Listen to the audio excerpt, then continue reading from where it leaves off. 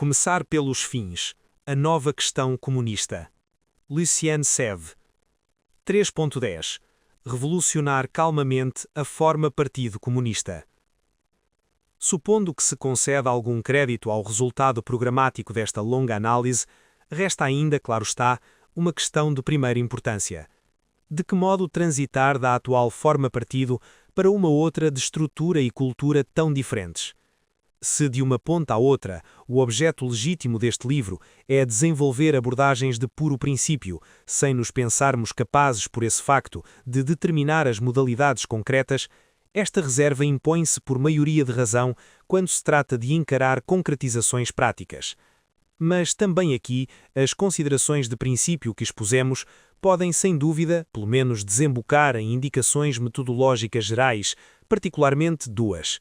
A primeira é que esta passagem terá certamente a ver com um processo extenso e não com um ato breve, porque o que está em jogo é muitíssimo mais, e certamente de uma natureza muito diferente, do que uma enésima modificação dos estatutos, da qual podemos eventualmente admitir que se toma verdade prática logo que decidida.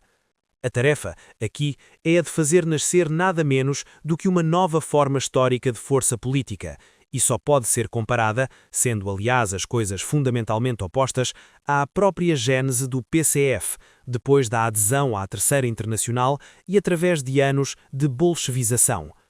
Uma criação desta amplitude, ademais inteiramente inédita, pressupõe tanto a longa elaboração do seu projeto por meio de muitos debates, como a longa concretização dos seus princípios por meio de muitos esforços. Mas isto não é tudo, já que se não trata, e este ponto é capital, de uma pura transformação organizacional, mas sim de uma mutação fundamental de conteúdo político, a nova forma não pode corporalizar-se na realidade, nem mesmo certamente idear-se no pensamento, a não ser em ressonância com o progressivo desenvolvimento das novas atividades que ela tem por único objetivo servir e na ausência das quais continuaria sem vida. É, pois, todo um complexo guião que deve ser construído e, em parte, improvisado em caminho para organizar a vasta fase de construção experimental que um congresso pode decidir empreender e um outro, de concepção ela própria inédita, pode transformar em ato fundador da nova organização comunista. O segundo ponto é que deveria tratar-se de um processo simultaneamente lançado pelo PCF e desenvolvido com parceiros exteriores. Lançado pelo PCF pela simples razão que continua vivo, apesar dos prognósticos de um próximo fim tantas vezes feitos a seu propósito, e que os pesos que continuam a condená-lo a um declínio, em grande parte já consumado, encontram agora, dentro dele, em torno de uma renovação que a cúpula quer encorajar, contra tendências ainda hesitantes. Situação que foi, erradamente, tantas vezes considerada excluída nos inícios dos anos 90 e pela qual ficará necessariamente marcada a passagem a uma nova força comunista. Não menos necessariamente, essa passagem não poderá atingir o seu objetivo, erguer a casa comum dos comunistas do século XXI, ultrapassando as ruinosas clivagens do século XX, senão tornando-se a obra coletiva de uma pluralidade de parceiros, além do PCF e também dos comunistas, com ou sem cartão, que trabalham como pioneiros nas mutações necessárias, nomeadamente com futuros, ainda todos aqueles cujas experiências, por muito diversas que possam ser, os levam a explorar as possibilidades desta construção coletiva. Porque a ideia comunista, e é voluntariamente que emprego aqui esta fórmula de espectro largo, é reconhecida ou reconhecível como pertencendo-lhes por muitos outros para além dos aderentes do PCF, pelas aquelas e aqueles que, tendo dele sido expulsos ou dele se tendo afastado, em nada abandonaram, contudo, tanto os valores como as esperanças que nele os tinham feito entrar, pelos membros de diversas formações trotskistas, como a LCR, cujo apego à sua herança anti-stalinista e à sua própria organização não torna insensíveis a perspectivas unificadoras, pelos que estão próximos da causa comunista, mas que a quem as versões político-culturais e organizacionais até agora nela dominantes mantiveram por mais de uma razão a distância, pelos jovens de ambos os sexos, ainda mais ou menos indeterminados quanto à sua orientação política exata, mas de quem tantas coisas podem fomentar, pela sua natureza, o encontro com um comunismo do nosso tempo, encontro determinante, já que um partido comunista de nova geração só pode ser o partido das novas gerações comunistas. Entre estes parceiros igualmente importantes, parece-me oportuno que nos expliquemos bem sobre o contributo tantas vezes menosprezado dos antigos membros do PCF que continuam comunistas de coração e de pensamento. Trata-se efetivamente de algo muito diferente do que o pagar de uma dívida moral, retomando o contacto com camaradas em muitos casos tratados injustamente ou muito pouco fraternamente, ainda que uma certa facilidade da organização em considerar-se desculpada das suas faltas me pareceria, em si, levar a um grave prognóstico. O que é necessário compreender é que o comunista expulso ou radicalmente desiludido tem geralmente uma experiência e um conhecimento original da forma partido tradicional que escapa em larga medida ao militante satisfeito e que revela, mesmo de modo enviesado, aspectos da realidade em relação aos quais a tomada de consciência crítica é capital para uma verdadeira refundação da força comunista. Assim impõe-se, para além de uma retoma de contactos circunscrita e superficial, a organização, com eles e elas, de um autêntico trabalho continuado de memória, de análise e de prospectiva, que poderia suscitar, por exemplo, a criação temporária de células-equipas para esse efeito, e durante o qual poderia começar a desenhar-se algo como uma auto-organização desses não organizados que permitisse uma parceria mais larga. Entre todos esses parceiros deveria ser encetada uma troca de pontos de vista aprofundada e depois, tanto quanto possível, uma efetiva concertação sobre os conteúdos e as formas que requer uma força política de novo tipo e com um objetivo que se pode resumir assim: começar a superar de modo concreto o capitalismo mais desenvolvido e, com ele, todas as grandes alienações históricas nas suas formas atuais, trabalho de que não há exemplo e é doravante de vital necessidade e para que aponta a própria palavra comunismo.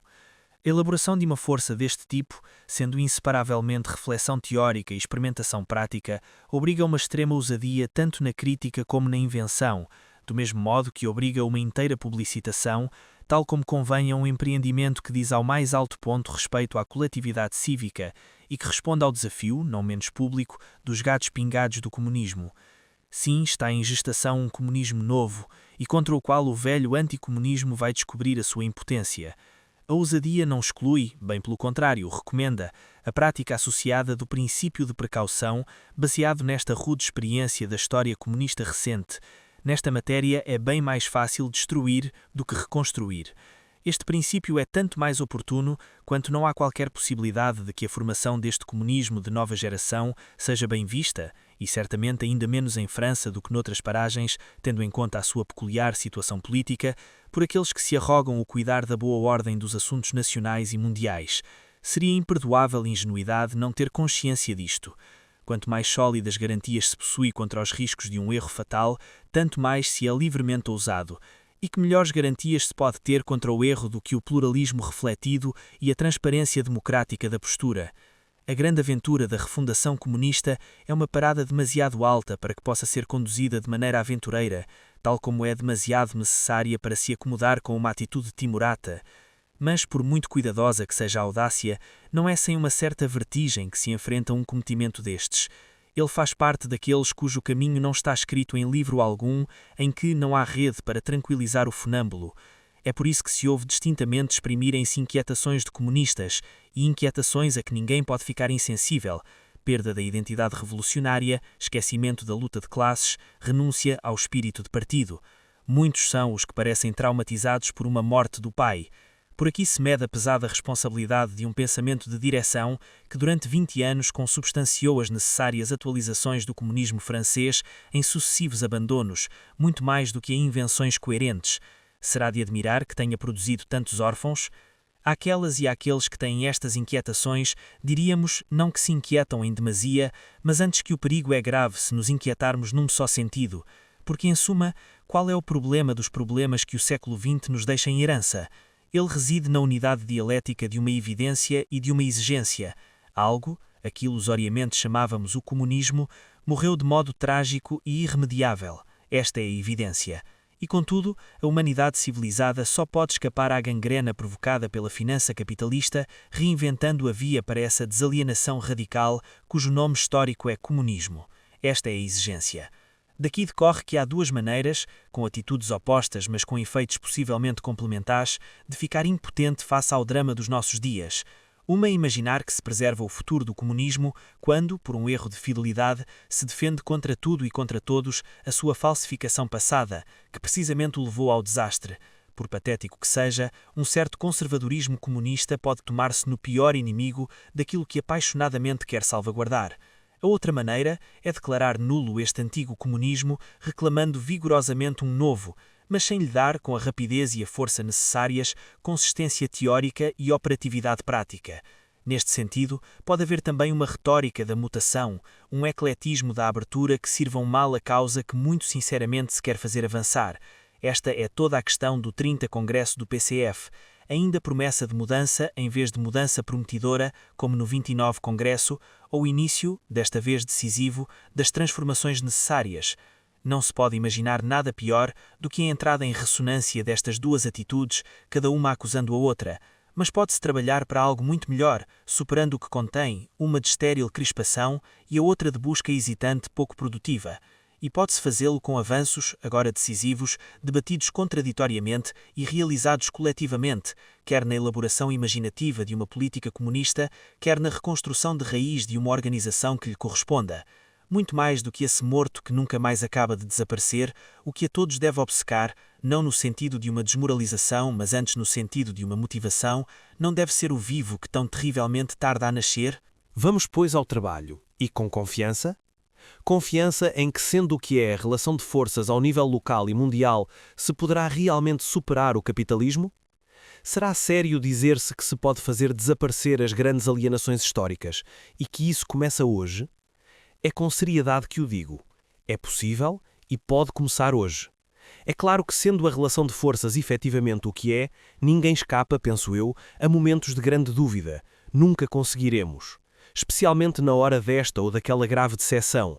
Estamos ainda num ponto terrível da decepção dominante.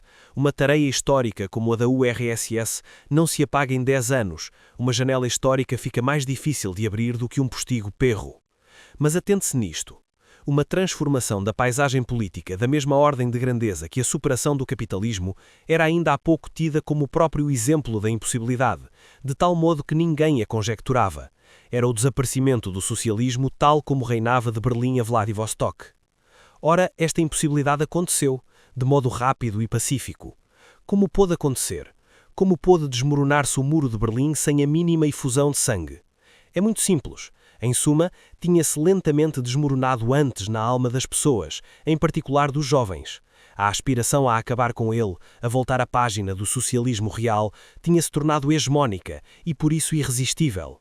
Esta é, cada vez mais, a arma absoluta no século político em que entramos. É ela, em última análise, que venceu um outro impossível, a superação do apartheid na África do Sul.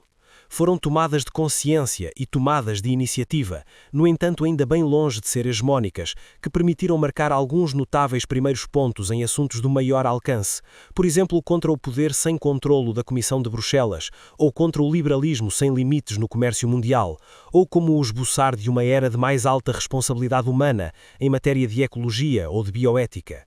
Não haverá aqui uma decisiva indicação sobre o caminho a seguir? Cessar de subestimarmos nós próprios a amplitude das desalienações que há que empreender sem demora. Cessar de restringir a diversidade das forças que nisso podem tomar parte. Cessar de afastar do combate emancipador, ao querer fazê-lo passar pelo alistamento num partido à moda antiga.